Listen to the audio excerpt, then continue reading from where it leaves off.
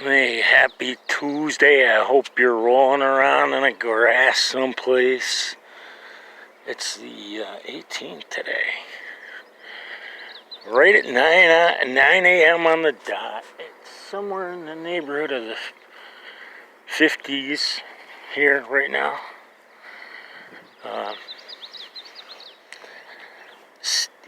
The funny thing, people try to ask me about my writing, my process, and I can't really explain that because it comes in bursts. And the thing is, if I don't act on it, in the case of poems, sometimes poems hit me with just a couple of lines, or kind of, for a lack of a better way of putting it, an idea hits me with a couple of lines. And sometimes that's it. But if I don't write that idea down and have it someplace that I can look back at it, it doesn't have time to ferment, to knock around inside my head. Because once I create it, it's there. But if I don't have it to look back on, it becomes kind of like, like a Smith program out there just causing chaos. And in the case of my book, for instance, I've always believed there was an issue with different parts of it, which is why, even though it's pretty close to being complete, I haven't gone out and done anything like that yet. Because I want it done the right way. And this one piece I had been, banging around in the back of my head, The Life and Times of Professor Mello. The whole idea of it, the body of it, was crisp and clean. It had a beginning and it had an end. And the great thing about it is that its end was only the start. It had an open end. How about that? And it actually connects to the other short story in the end of that short story as well. Elvira Stinger, Evolution of the Dark Archangel. And I apologize for rambling like this, but my point being, there was, in the back of my mind, there was always something off. And in the course of like 15 minutes, I'm not kidding you, I sat there and just decided I was going to devote an hour to rewriting this piece and editing it. And 15 minutes later, I had a completely new opening for it that feels a lot more natural and a little bit less graphic novelish, I think. Or maybe it's more graphic novelish. I don't know. Seeing as I've never written a graphic novel before. However, in both of these cases, that's what they were intended to be. However, and unfortunately, comic book art, graphic novel art, it's not my forte. So I think my whole point being, not everybody is going to figure it out right away. Some people, hey, you know what? I sure as hell wasn't put here to repopulate the earth, even though, trust me, it hasn't been from a lack of trying. It's just that between my dad's polio and smoking dope from the age of 13, for some reason, that disqualified me from the future gene pool. So what I've got, what I am about to release upon the earth might be a dud.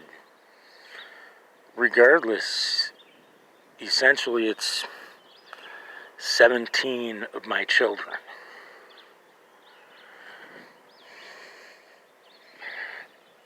And one of those children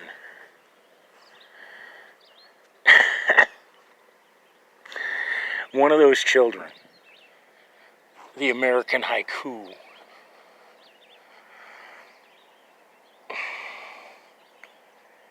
might put the fucking literary world on its ear. And maybe, in this time of lost souls, maybe it'll help a couple of them break free and see that there's light beyond the darkness.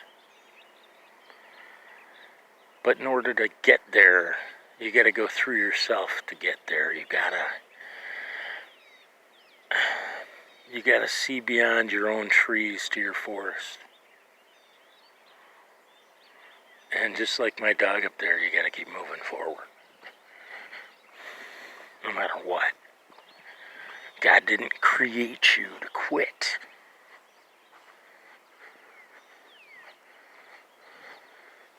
But you know what? Your progress is your own deal. And figuring out why the fuck you were created in the first place, that's nothing anybody can help you with other than yourself. Maybe other people can help you with it. If you think you're created here, we're created to sing, I don't know.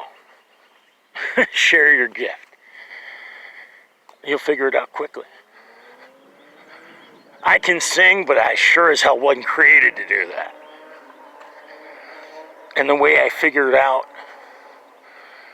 that my talent, my reason for being might lie in the way I write is because I have been quite gregarious, gregariously generous in sharing my talent.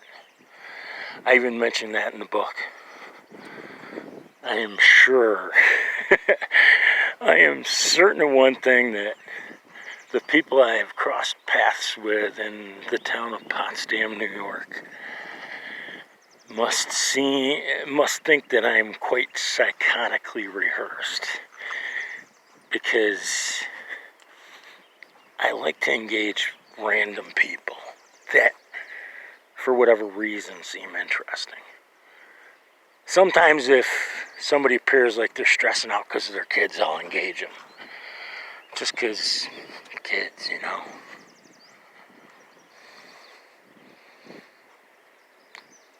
But, it's kind of like, what's that old saying about if you love something, let it go. If it comes back, it's yours. It's the same fucking concept. If what you love in life is your calling, then set it free. Maybe that's the lesson I'm trying to figure out right now. Maybe that's the reason why I shit my pants in my dream last weekend.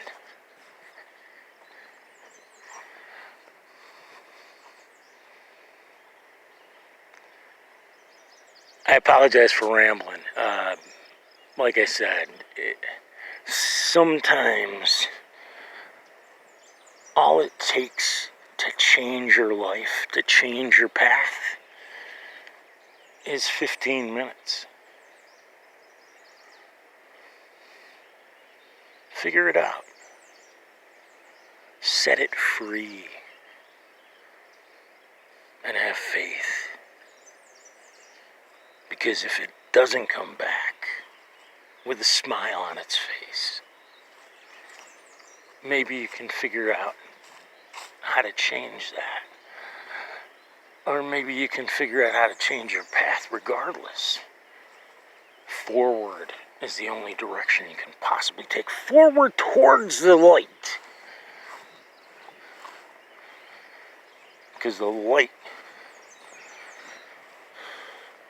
defeats the darkness every fucking time. Please, dear Lord. Oh, I'm begging you.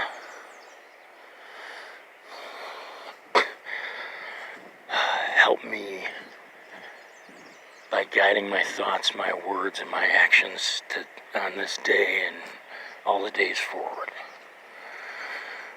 Help me complete my mission here on earth before I run out of days. Please, Almighty Father. There are so many people that are lost and confused on this earth right now. They feel betrayed by the people that were supposed to look out for their own best interest, and yet they betrayed them. Please, dear Lord, bring vengeance upon these people that harm your children. Help us, Almighty Father. Help us to stand together, to rise above this insanity before it's too late. Help us save those that have already chosen the darkness over the light. Because even those souls are worthy. Or maybe they're not.